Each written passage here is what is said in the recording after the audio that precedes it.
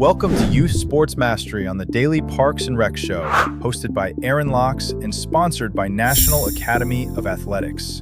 Join us live every Thursday at 1:30 p.m. Eastern Standard Time as Aaron sits down with coaches, recreation professionals, and industry leaders to discuss youth sports, athlete development, coaching excellence, and the positive impact sports have on young people and communities. Tune in for expert insights, inspiring stories, and practical strategies to help young athletes succeed.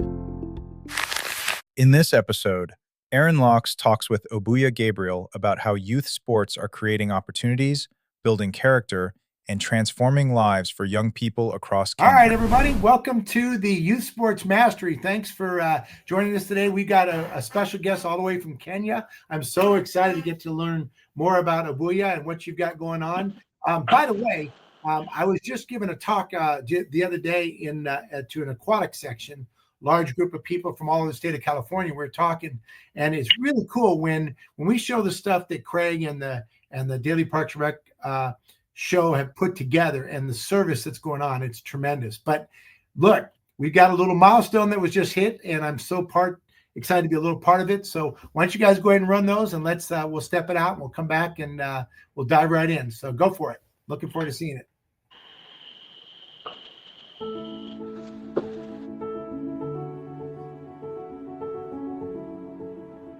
"300 episodes. What started as a small idea, a way to share stories from the parks and recreation community, has grown into something truly special. From heartfelt conversations to behind-the-scenes stories that celebrate everyday heroes. Every episode, every message, every listen has been powered by you. To our loyal listeners, our partners, and every Parks and Rec professional who continues to inspire us, thank you. You've helped us grow, you've helped us evolve, and you've reminded us why we do this, to tell stories that matter. This milestone isn't just ours, it's yours too. As we celebrate our 300th episode, we look ahead to the next chapter. More stories, more community, more impact. From all of us here at DPRS Media Company, thank you for believing in us, for tuning in, and for helping us make it this far. Here's to the next 300 episodes and beyond. At DPRS Media Co., we don't just create content, we elevate community through storytelling. Now, we're proud to introduce the newest addition to the family. Welcome to Youth Sports Mastery, the podcast where champions are shaped, not just on the field, but in life. Hosted by National Academy of Athletics founder Aaron Locks. Youth Sports Mastery dives deep into how youth sports can empower kids, strengthen communities, and build leaders. From coaching culture to recreation strategy, and from player development to parent impact, every episode brings game-ready insight from the people making it happen. Youth Sports Mastery goes live every Thursday at 1:30 p.m. Eastern Standard Time. Only on the Daily Parks and Rec Show, sponsored by National Academy of Athletics and powered by DPRS Media Co. This is where purpose meets play.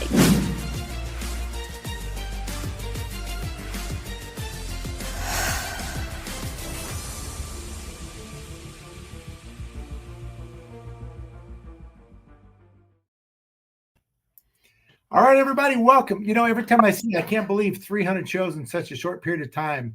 It's wonderful to have such a warm and pretty, I don't know, it makes me feel good every time I get a chance to do this. And we've been talking everything youth sports on the Youth Sports Mastery Show. And if you're a parks recreation professional out there, if you're a parent volunteer who's coaching a team, today's going to be very interesting. We've got a great guest today. I want to make sure we spend the time to dive in. I want to learn a lot about it. And, you know, Obuya, first of all, I want you to be able to introduce yourself, but also we're in a different time zone, right? So I know it's about 10:30 here in the United States in California and probably about 1:30 over in the East Coast. What time is it where you're at?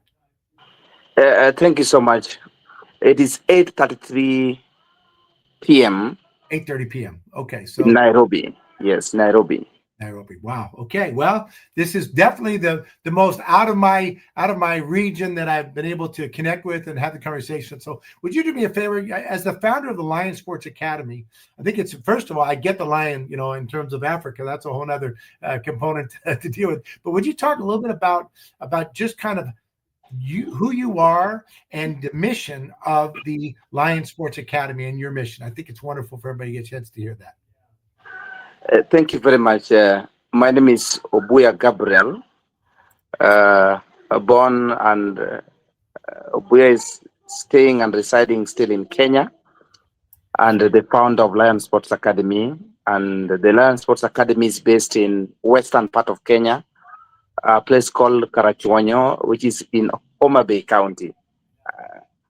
And the main mission for Lion Sports Academy is to identify, nurture, and place talents, depending on how one is talented. However, obviously, not all can make it in football or in sports, but above all every kid is given opportunity to play and to showcase their talent. Yeah. Yes. I love that. So ultimately what you're looking to do is to help kids fall in love with playing, right? I think that's when we started, and just fall in love with using their body and figuring out what works for them and how to kind of move through. But can you talk a little bit about your own personal journey? Like how did you come up with this idea, and did you start playing as a child, or let's talk about it. Tell me about it. Thank you. Well, growing up, sports was a taboo, within the society. Many parents discouraged kids from playing. Ooh. You be caned, you will be whipped very well if you are found to be playing. You either take care of the kettle, or you go to school, or you are sent to the near market to go and buy some few things. But that really discouraged us from playing, and therefore the only thing that was left for us was to go to school, because that was the only option left in life for you to succeed in life. So when growing up, I didn't have the opportunity to play football or soccer, but I came to know about soccer while in high school. Never participated. I was doing volleyball, but later when the university, after finishing university, I took industrial chemistry, or we call it chemical engineering. Okay. And just after having finished the university, it happened that my dad had a stroke. And this is how the Lions was born. Okay. When he had the stroke, I had to go back and take care of him from the university, because I had not been employed. Just after finishing the university, obviously you have to hustle yourself out. But after the stroke, then when I went back, and it happened that I used to preach. When you in our side, we are Christian dominated area. So in the process of preaching, many kids used to shy away, and there was a lot of school dropouts, either truancy, or many were dropping out of school. So in the process of preaching, I asked myself, how do we engage these youths to give them life skills for them to succeed? And I learned that the only option left is sports. Yeah. That is what can bring them back to you, and then you can impact their lives through the sports, because there's something they're doing, there's something that inspires and motivates them to do. And that is how Lion Sports Academy was born. One, to tackle the issue of truancy in school dropouts, which is muchly attributed by what we can call it early teenage pregnancies, and the social vices like drugs and so forth among youths. And therefore, that's why it was primarily born to tackle the issue by making the kids, the youths, the society to gather together. And then you can now teach them what is expected of them in life.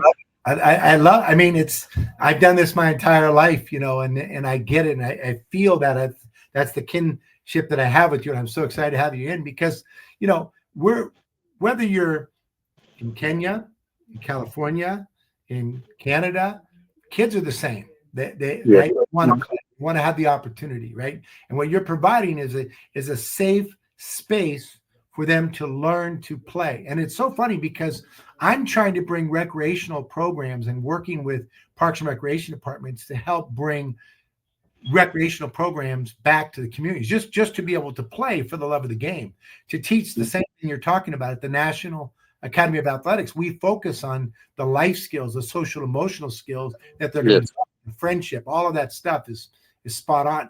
And yet it amazes me that halfway across the world, right, you're doing the same thing we're doing. We're just trying to help kids to play. And so let's talk a little bit. I want to dig a little deeper on obviously some of the skills that you're teaching. We'll leave the sport specific skills out for a second. A sense of community, right? When I grew up, we had the sandlot mentality where we just had a bunch of kids that got together and got to play, right? We created the culture, the environment that was of that, whether you were 6-year-old or 10-year-old, we all played together, right? And we had the opportunity to learn, to fail, to joke around, to play, and just do whatever it was. So with the academy, it feels like you're really contributing to the health and well-being, socially, emotionally, of these kids. Are the parents excited about it? Are they embracing it? What obstacles are you facing? Or is it like everybody says, Obuya is amazing, we love him, we just send everybody to you? Or how is it working? In life, you can never be loved with everybody. Even as we do much, you'll still have critics. Yeah. However, I can say with 80%, parents love it because, one, it is a platform for their kids to grow. Yeah. Two, it is where there's a change. First, there's a change. I had not discussed of what has happened now for the last 6-7 years, but there's been a paradigm shift on the behavior and character of the kids. Okay. And if we delve much deeper into the skills, the life skills that we teach, sports builds character. And that is number one. Number two, it is an avenue where a child understands that in life there's a time to win and a time to lose. And it's going to be normal. And that is what they also learn in sports. Number three, there's the issue of mental health. Yeah. There's what we call the African way of disciplining a kid or a child. I know that child safeguarding issues up there, but sometimes a child grows when there's no self-esteem. There's low self-esteem. But for the academy, you have to give him the self-esteem. Right. You have to tell him or her, even though you failed, you can do it. Even academically, when they go to school, when they come back, you failed, but there's always room for improvement. Right. That is now how academy helps the kids to have their own self-esteem. At least they can now achieve what they want. Right. As their dreams and as their goals. I love the fact you're developing confidence and you're giving them, I think the word that I love, that I don't think there's any better life skill teaching tool than youth sports. I think there's so much we can learn, and you teach and preach that. But the resiliency is the word that is really powerful to me, because coming out of the pandemic and coming out of challenging times, whatever anybody's going through, like you said, there's a time, there's a season, there's a time to win, there's a time to lose, but it's never fatal, right? Yes. Because you go back and you do the work, and you lift yourself up and you dust yourself off and you get better and you come back and you try again. And that's what it's about, right? That's the mentality. Yes. Wow. So who do you use to impart your wisdom, to share what you're doing with the youth? Do you have coaches that you train that are part of your academy? Do you have kids that have come through your program that come back and teach? Do you have educators? Who is it that you work with that does the education to the kids? Oh, initially, I was the one. But with the time, when you see a change, that those who come in to help. Yeah. As we speak now, Lion Sports Academy, we deal with volunteers because we don't have the capacity to pay Right. for the professionals. So far as we speak now, for the last 7 years, 8 years, Yeah. we now have the kids who are now a little bit adults who have graduated, and Yeah. some of them not made it to the next level of life. Mm-hmm.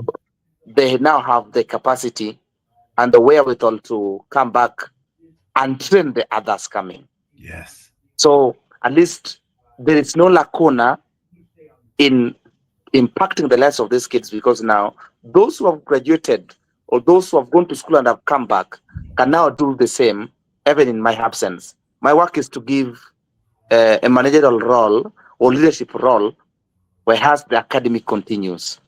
Love it. Yeah.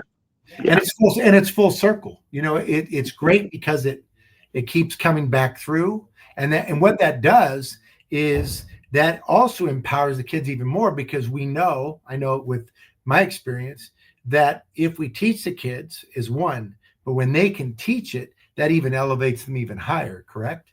Yes. Yeah. And have you developed the curriculum yourself that you want being taught? And are you focusing on one single sport or multiple sports?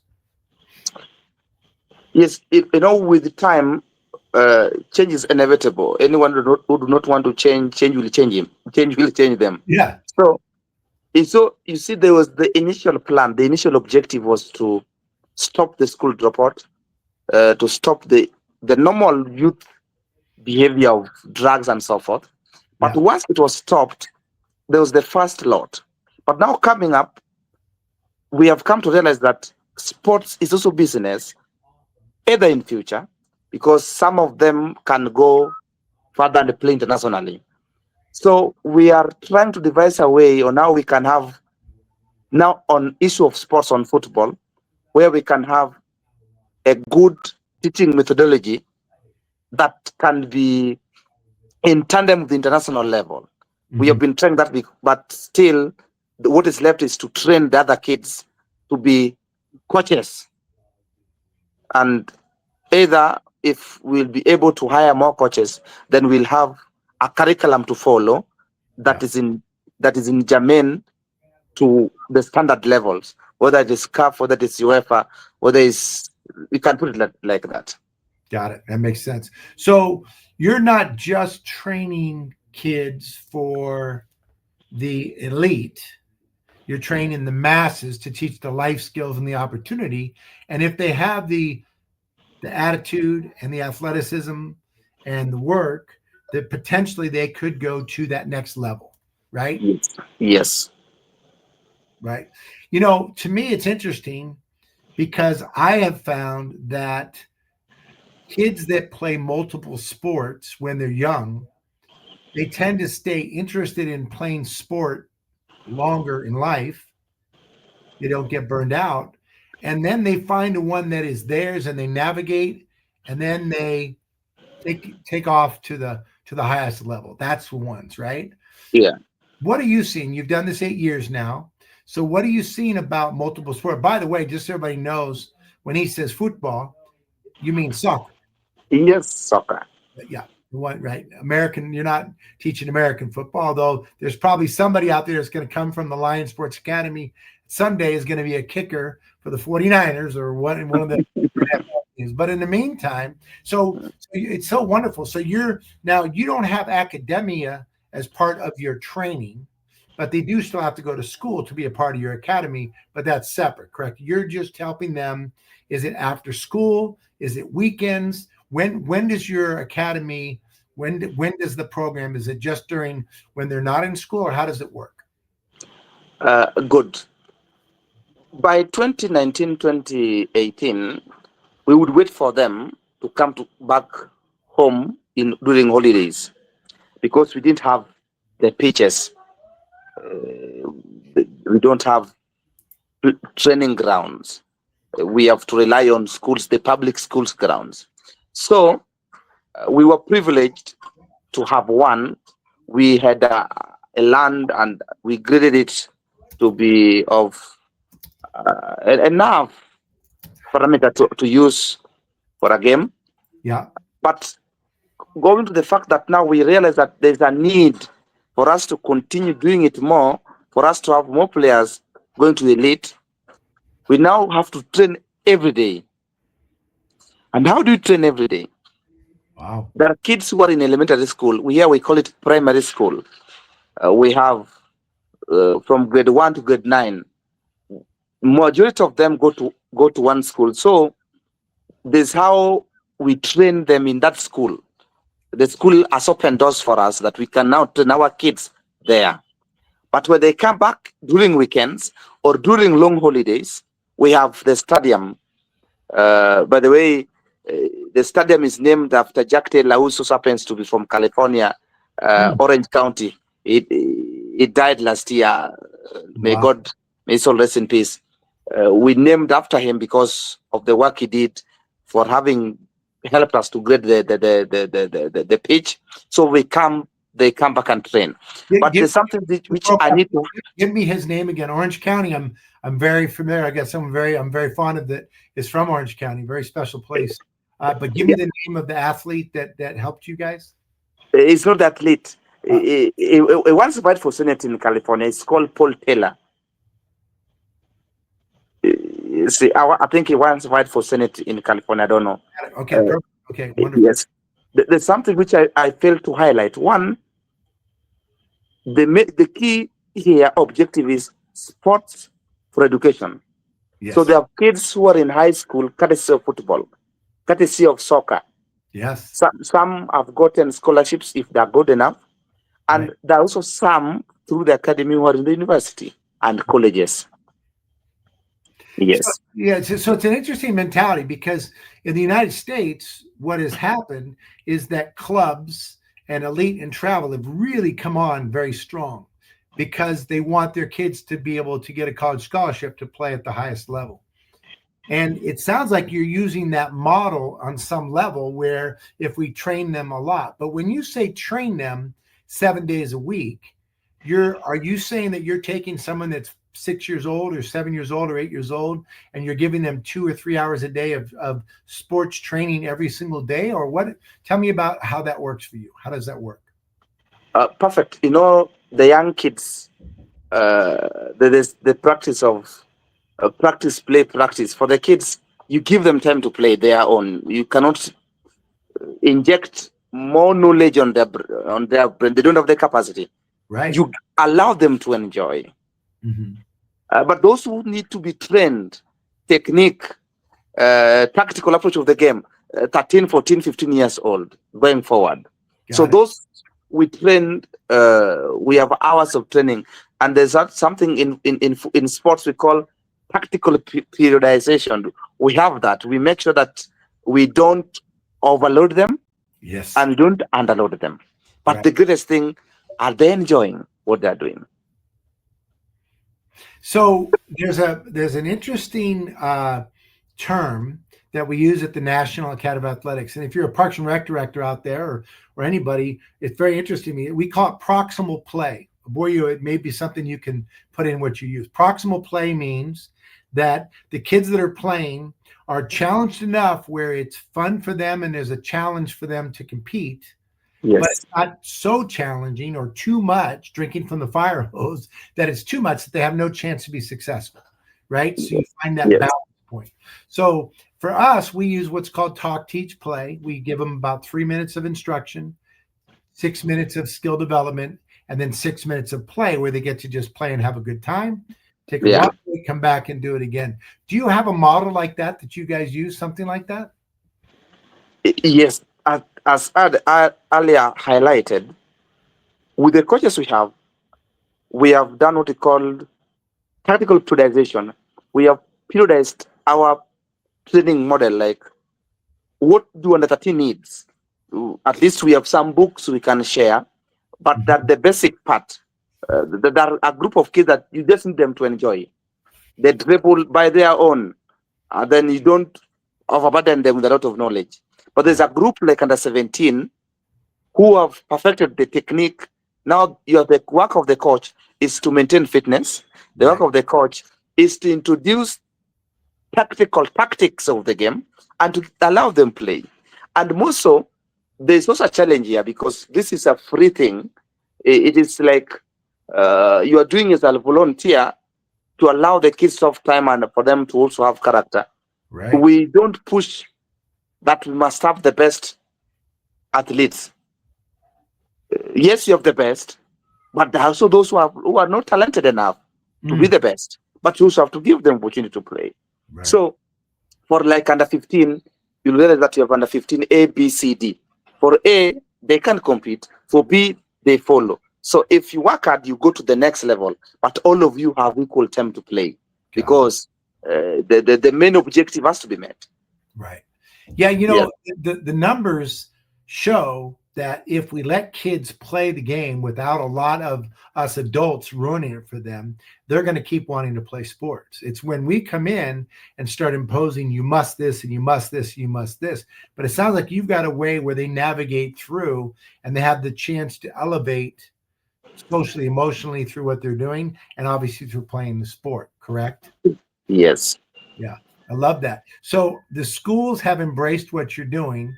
Do they have physical education classes in the school day and then your program, or is what you're doing part of the physical education component? The schools, I have to say this, there is that in curriculum, but we don't have those with the capacity to do that. So they rely mostly on us. Even they used our equipment because the school cannot afford the equipment. Right. You understand the local schools within. The government has not done much to really fund the sporting activities within the school. They try to give the avenues for them to play, but not to do as per the elites or as per the big academies do, where you have to give them like over 40 balls. You can even get a school having one soccer ball, and the school has 400 kids. You get the situation. But the school now relies so much on us because those are equally our kids within the community. Wow. So the fact that you're, you know, it's interesting to me, and we're going to dig in deeper in this in a minute about what Parks and Recreation in the United States can provide. You don't have Parks and Recreation where you're at. You don't have that type of community, correct? Yes. Yeah. So you don't have a government agency that is providing programs for kids from dance and music and basketball and soccer and football and other things. That's not a thing for you guys. It's not there. It's not there. In fact, it is, I think it is also good to report that at least for Lions, we have a small thing we can smell about. At least there's a place they can go and play without them paying anything. You see. Wonderful. Yeah. But one day we believe it will be a park where there will be a lot of activities going on, swimming and eating. Right. But by now, we don't have. Only one Nairobi, we see parks in Nairobi, but you have to pay. Get to Little one there. Tell him we said hello. Yes, it's being taken away. My guess is that you've had a lot of challenges to get this off the ground. This has not been very easy for you, correct? Yes. The pandemic that came in, right? You had just started, it sounds like, and then you had the pandemic and that. So what's been the biggest obstacle that you've had so far? The biggest obstacle, one, is lack or inadequate resources. And that goes to the sports equipment, soccer balls, uniform, cleats, even clothes. Yeah. Because there are kids who do not have clothes. You have to try your best. And it now goes on the aspect of resources. It now goes up to, you have to feed these kids. Some of them, they come to training without eating. And nutrition is a big issue because sometimes you're told you need to eat proteins, and the proteins are expensive to buy. Right. So you'll realize that the younger kids of 7, 6 year old, their stomachs are protruding, and at the back of your mind, you know very well this is as a result of lack of protein and too much of carbohydrates. And another challenge is having a well-equipped academy house with a pitch, with pitches. One pitch is not enough. If you have 150 kids with one pitch, it's very difficult. But you have to navigate, you have to push. Wow. And lastly, because now that is also part of resources, is the capacity to have professionals coming in. Coaches. Because we need to have safeguarding officers for child protection. We need to have coaches. We need to have those who can help in nutrition. Nutritionists, I don't know how to put. I may have a problem with pronunciation. You need to have fence security. You need to fence all those. But with the time, always we believe one day at a time. Right. You start the work. You don't have to keep quiet. You have to do something, and then doors will open as time go by. It's amazing. We're up against it. We're gonna run our spots here. We're up against the clock. When we come back to the other side of this, I want to talk a little bit more about wow, and amazing that you're doing this and helping the kids. So let's run the spots. We'll get to the other side, and we're going to dig in deeper. We'll talk a little bit more about how grateful we are here in the United States to have Parks and Recreation to be able to support our kids as well. We do. We'll see you in a minute. Are you a vendor, brand, or service provider ready to connect with the heartbeat of local communities? At DPRS Media Co., we tell the stories shaping parks and recreation across America. Through podcasts, live streams, videos, and newsletters, we reach frontline leaders, city directors, and decision makers every single week. From youth sports and facilities to programming and policy, our audience is your audience. Sponsoring or partnering with DPRS Media Co. puts your brand in front of the professionals who build, budget, and buy for their communities. Launching a new product, growing your presence in public spaces, targeting cities, counties, or departments, DPRS is your trusted media partner. Whether you're in software, turf, aquatics, robotics, smart cities, or special events, partnering with DPRS puts your brand in the story. With commercials, interviews, social campaigns, newsletters, and live shows, we're your media team. Partner with us and grow your impact in the $200 billion parks and rec industry. DPRS Media Co. Stories that move parks and rec forward. Your audience is here. Let's meet them.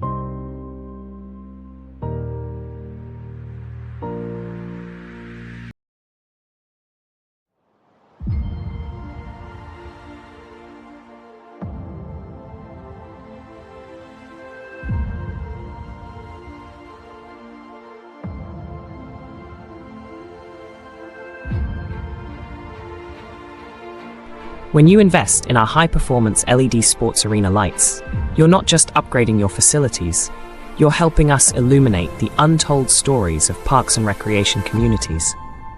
Every purchase directly supports the Daily Parks and Rec Show, a media platform on a mission to celebrate the heart and soul of our local parks and programs. From after-school activities to summer leagues, these spaces shape lives, and their stories deserve to be told. Why your support matters. Capturing community impact. Your contribution helps us assemble a talented team of digital artists, storytellers, and filmmakers to create compelling videos, articles, and short films that spotlight how Parks and Rec programs change lives. Sharing untold stories.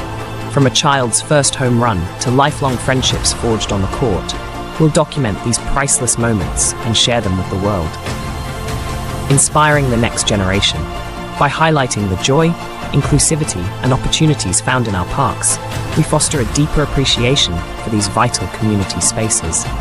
Light up arenas, brighten futures. Your choice to install LED sports arena lights isn't just a smart investment in energy efficiency and performance, it's an investment in stories that deserve to be told. Be part of the story. Take action today. Purchase LED sports arena lights and help us shine a spotlight on the heartwarming stories that define our parks and communities. Contact us now to learn more about our products and how your support fuels the Daily Parks and Rec Show. Together, will shine a light on the moments that matter most.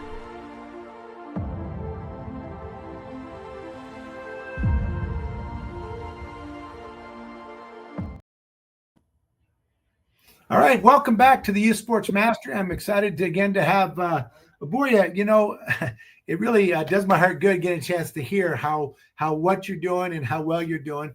But it also makes me, if I'm being honest, a little emotional or maybe sad, I guess the word, and in a sense that you know how grateful we are that the kids in the United States and many communities have the opportunities they have, which is wonderful. On the other side, the fact that, you know, how could we help to support what you guys have going on?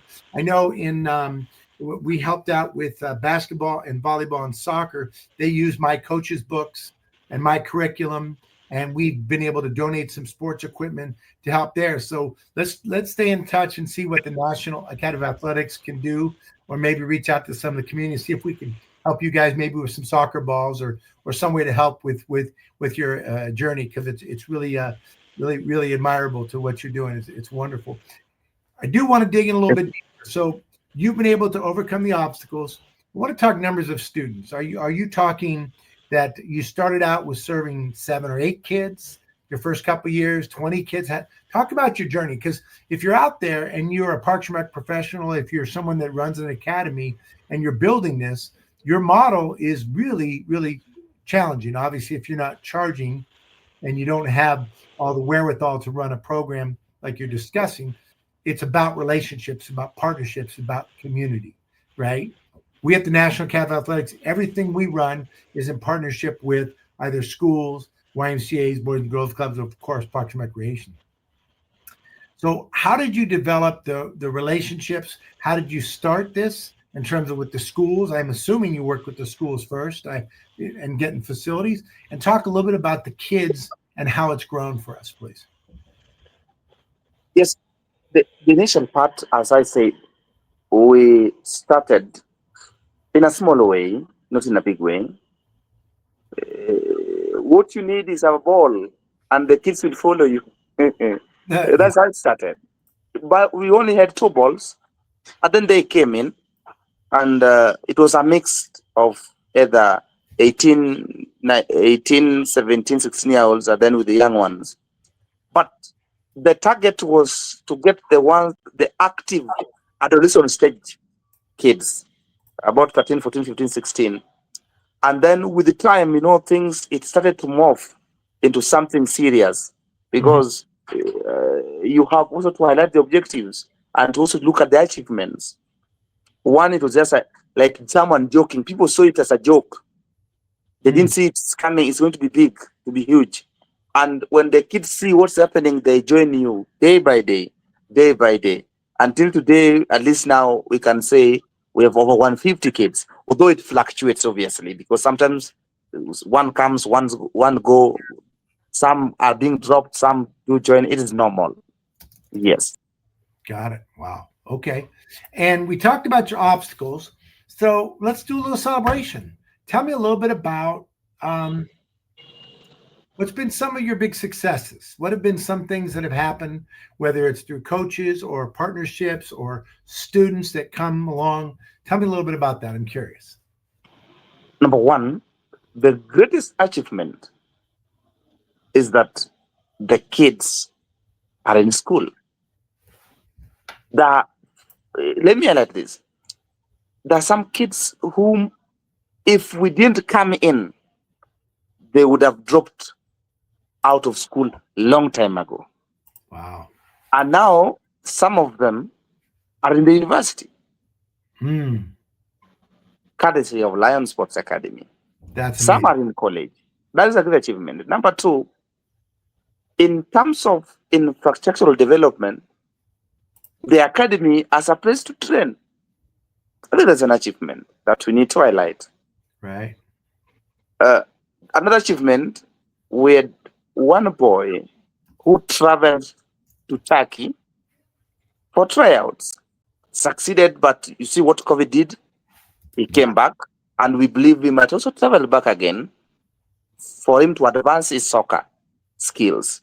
And probably we might also have kids playing internationally. Number three, there are also kids playing in domestic league, like our top tier Premier League that are there playing. I can highlight that as an achievement. Number 4, recently, now in the school, we have what we call the junior secondary category. The kids, the entire county that has hundreds of schools, they were number 2. They were beaten in semifinals, which is an achievement that even the community didn't see it coming. Yeah. At least today they're saying it is possible. Wow. And many more that somehow will come when we are still talking and conversing. But the greatest achievement is there's a paradigm shift in the community. There's that sense of belonging that indeed this is helping the community. Yeah, I love it. Again, it's so uplifting, and yet again, I just sit here and think of how lucky, we have about 350 municipalities and cities that we run our programs, and we're the National Academy of Athletics, and we do pickleball for kids, and we do soccer, football, flag football, basketball, all these different sports, and all these kids have so much access to all of this stuff. And you're working so hard to just offer this one piece to them, and you're doing it. So it's very admirable. Let's talk about the parents for a second. Yes. Because this doesn't work without the parents, right? I mean, some parents, I'm sure, just take my kid, whatever, and others want to be involved, and there's probably everything in between. Talk about the parents. How is the parental support, influence, opportunity? How is that working with you? Good. For parents, we have 3 types of parents. Number 1, there's a parent who has seen the success stories and they push their kids to come and join. They don't support. Then there are parents who are there to support their kids in. When there's a game, they can give them pocket, let's say pocket money if we are traveling somewhere. At least they support.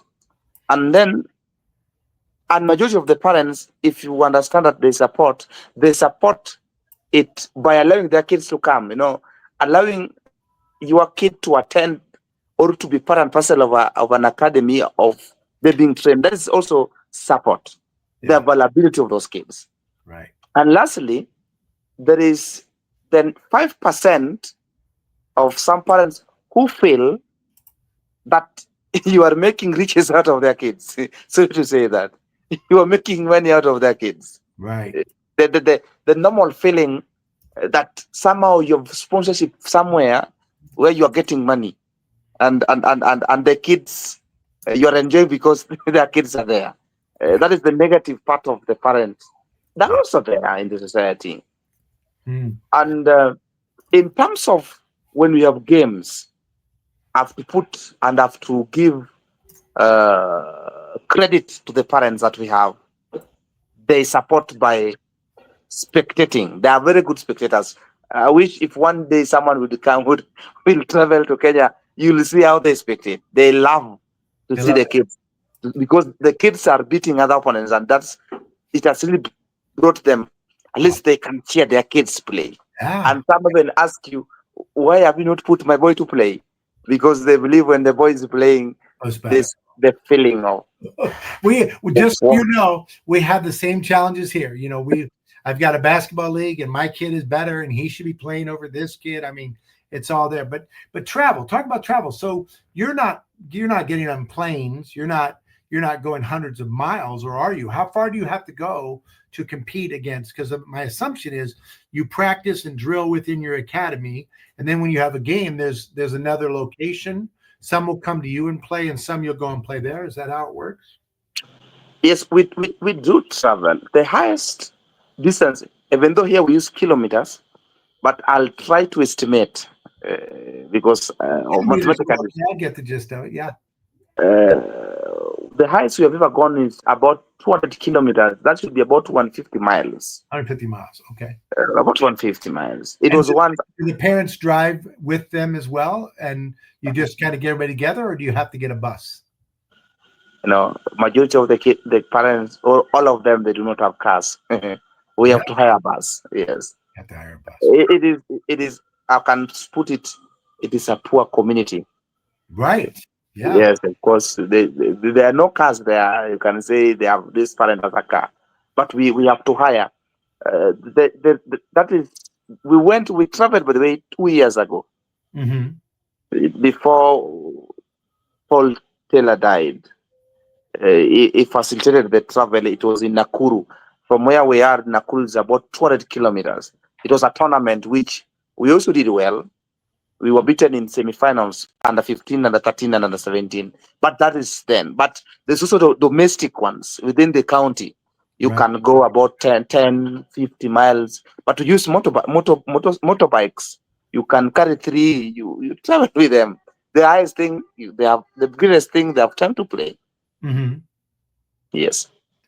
And do you give the parents rules, guidelines, or is it pretty much they just do what they do and you just try to, we try to find a way to ingratiate, to get the parents to be part of the solution rather than part of the problem, and try to work with them. Do you have a orientation or a system for them and explain how it goes, or how does that work for you? For me, what I actually do sometimes back is to invite them for a meeting and explain to them what is happening, for them to be acquainted with academic programs and what to expect from the kids, to be how they need to behave while back at home, because the kids represent the image of the academy. If Right. the kids are misbehaving in the society, then the academy is equally misbehaving. So sometimes we invite them for a discussion on how, also on the child safeguarding. Sometimes we do orient them Right. on what is expected of them.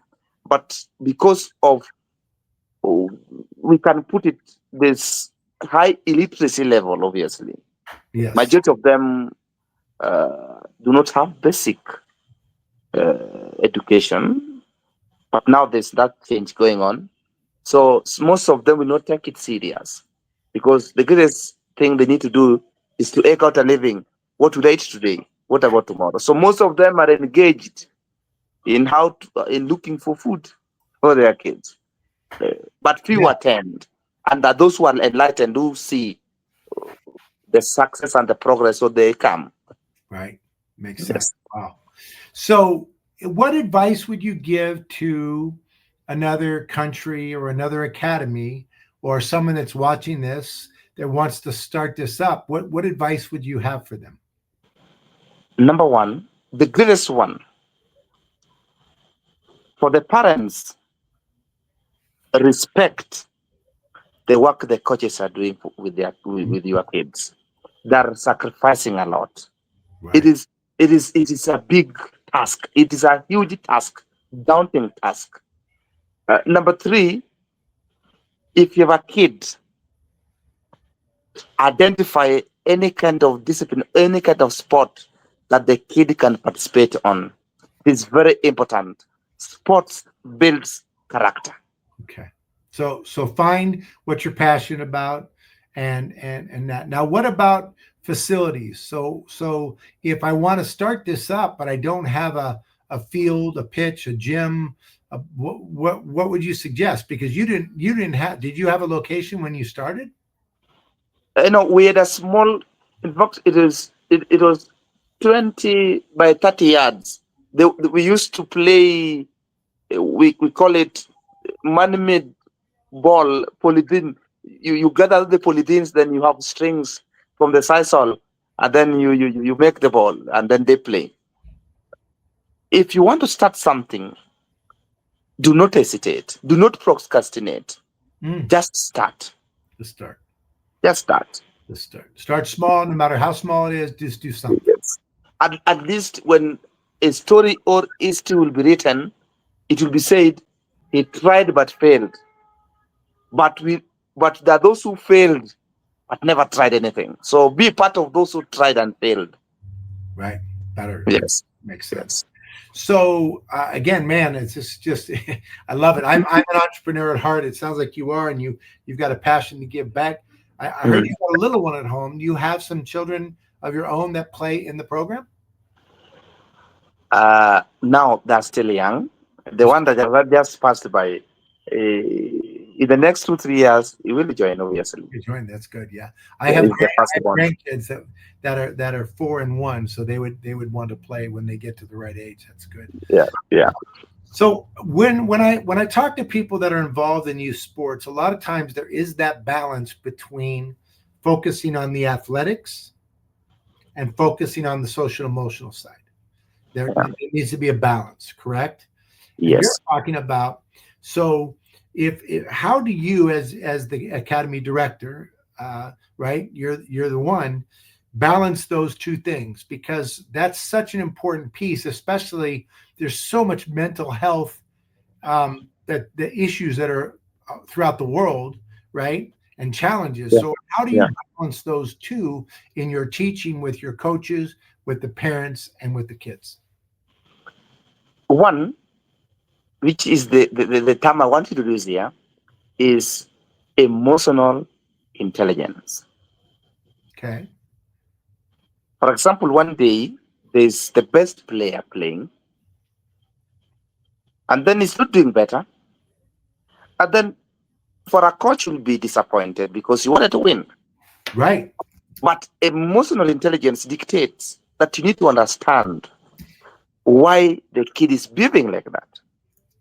Sometimes you have a kid who is very indisciplined. Now, for the emotional intelligence, you have to dig deep. What might have contributed to the indisciplined nature of the kid? You don't have to scold him, You don't need to impugn and lampoon him, but you have to, or him or her, but you have to check at the background. How did he eat? Or if he ate, did he sleep? The sleeping pattern of the kid, the parental support. Sometimes the kids, they don't have the support at all from the parents. They even hide to come for the training. So you need to understand from the emotional intelligence aspect. So the first thing that all coaches across the globe need to know, the behavior of any human being is dictated upon by the vicissitudes of life. Today is fine, tomorrow is not fine. Today is moody, tomorrow is not moody. So the fluctuations you need to understand as a coach. So when you're talking about the athleticism, the athletic nature of the kid, also remember the mental growth of the kid. Right. That's why sometimes for me, I teach my kids to be mentally strong. Right. When it is hard, it is hard. If today there's no food, it's no food. Right. It is coming within. For example, a kid has to go and train. The parents need to go to tour. You tell the kid, today there's no training. The kid has to understand it is not training today because we are going for a tour. So you have to understand and employ all emotional intelligence skills that you have. Yeah. It's interesting because you're talking, we talk in terms of, maybe body, mind, spirit, in terms of the whole child, right? Right. A lot of schools that we work with, they talk about the whole child, right? We're talking about the components of that, and you have to see them for what it is. And it must be challenging because as you get to know these families, and again, if you're going to run a program, getting to know the families is important because they're the village in the community, and some that can help out a little bit more and some that can't. But you don't know, are the parents divorced? Did one of their parents pass away? Do they have no job? All those factors that play in. One thing that we found, and we remind our staff of, is it's okay for a kid to have a bad day. Right? Yeah, we want to teach them to not allow a bad moment to become a bad hour, to become a bad day. But sometimes it happens, right? Sometimes, like you say, it happens. So to be able to help them develop, and I guess that's the next piece. So are you finding the volunteerism, how right now we're struggling in some communities to find volunteers that want to step up and give back to the kids, either because they don't have the confidence that they can do it, they don't have the experience to do it, or they just don't have the time to do it. How does that work with you, with your volunteers and the people that work with your academy? Yeah, thank you. Let me use this term or this statement. Loyalty has to be serviced. Let me repeat again. Loyalty has to be serviced. Someone might be loyal to you ever, yes, yes. But if he's in need and you don't service the loyalty, you will not have him. So even the volunteers, it is a challenge. Someone might volunteer 1 week, 1 month, 3 months, but if there's nothing is getting, then the volunteerism ceases, the loyalty ceases. So what should happen, which I don't know how it should be done, but there should be appreciation for the volunteers. Okay. And that makes them, and the appreciation can be motivation, or in terms of volunteerism, it can be an avenue for the volunteer to gain experience on dealing with the kids. But for the volunteers, do not stop it from there. Yeah. You are changing lives. You may not see it now, but you'll have a testimony tomorrow. It can be today, but it can be in 4 years to come. You would have changed a life. And it truly is planting a seed, a little tiny seed that might take 6 years, 8 years, 10 years, to matriculate going forward. One, I love that. I just wrote down loyalty must be serviced. Another one is I feel like we must give respect first. Yes. Even if you don't know, I hear people talk that respect should be earned. And I said, nah, I'm going to give you respect immediately until you show me you don't deserve the respect. And it sounds like the same for you with the loyalty is you're going to keep the loyalty by servicing that and by showing respect and showing value, right? And showing that you appreciate all that, because by doing that, that's the community model. And it's so funny that we're on the Parks and Rec show and we're talking about community, right? And we're, how far we are away and we're talking about community. And this is really what this is all about. And it sounds like you've created an amazing community. Do you have people that do you feel, let's say the goals, we're coming up against the clock here. So what would be your goals for the next, let's say 3-5 years for your academy? What do you see the vision as you go forward? The vision I have is one, I want to see many players in Africa. We talk about Europe because it's lucrative there. I would love to see 3-4 players playing top level in Europe. Okay. And number 2, I would love to have an external park where there's football, there is swimming, there is basketball, which I love so much, and there is volleyball. A place where kids can express themselves wholly. I love that. Yeah, what a pro. So, all right. So if people want to get involved, so the National Academy of Athletics, we're lucky. We've got our nationalacademyathletics.com. They can find out. We can bring our trainings in 14 different sports to their communities where we can do that. For you, you're not there yet. You're on the mission. So, but if someone goes, do they go to the lionsofkenya.com? That's the website to find out about your, but give me more. How do people find out? What if they want to contact you? What if they want to learn from you? What if they want to support you? How do they go about doing that? Yes, we have got a website. We thought somehow that the arts could raise money, art project, which we have the website I'll share with you. Okay. Where you can buy art, and that goes to us.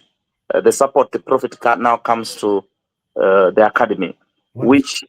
Which we are still pushing it, but does not yield something. And then there is our normal programs, which if someone is willing to support,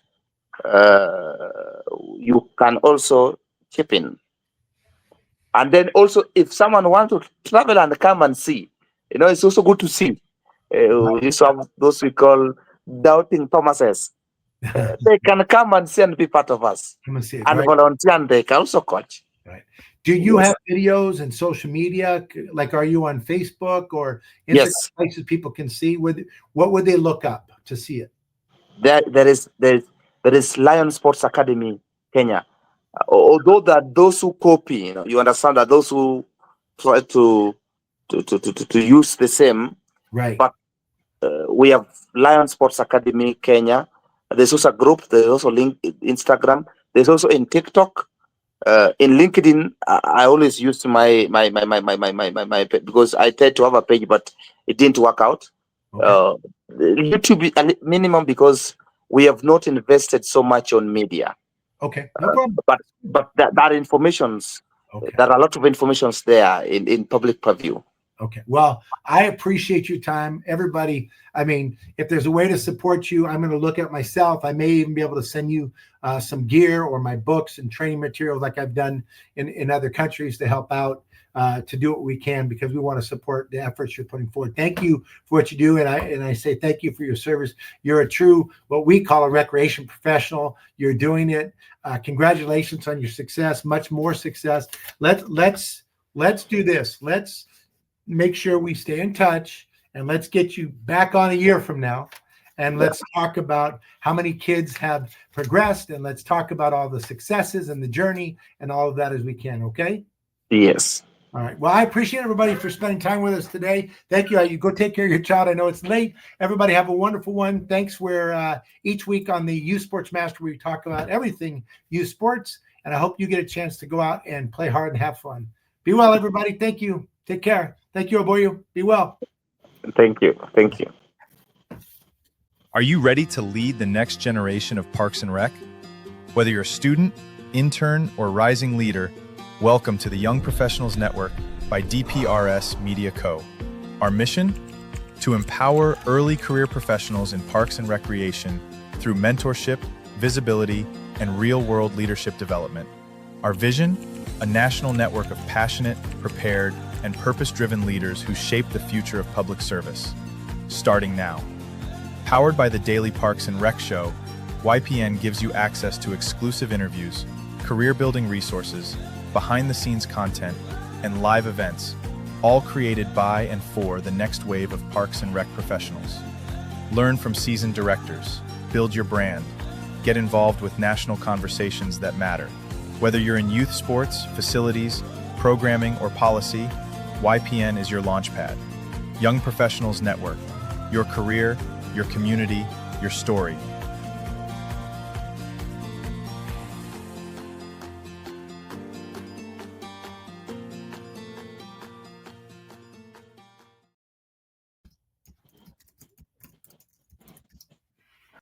At DPRS Media Co., we believe Parks and Recreation isn't just a service, it's the heartbeat of our communities. We exist to honor the people, the vendors, and the leaders shaping the future of Parks and Rec. Our mission is simple: to tell their stories, highlight their careers, and celebrate their essential work. Our vision is bold: to be the trusted hub where leaders, vendors, and communities unite, inspiring innovation, sharing wisdom, and building a stronger, healthier nation. Through over 220 live shows and 6 weekly series, the Leadership Series, Facility Maintenance, Young Professionals Network, Youth Sports Mastery, The Rec Room, and Growing Leaders, plus our industry-leading newsletter, the weekly Parks and Rec Post, we're building a media platform made for the Parks and Rec community. And now, we're inviting strategic partners to co-create this story with us.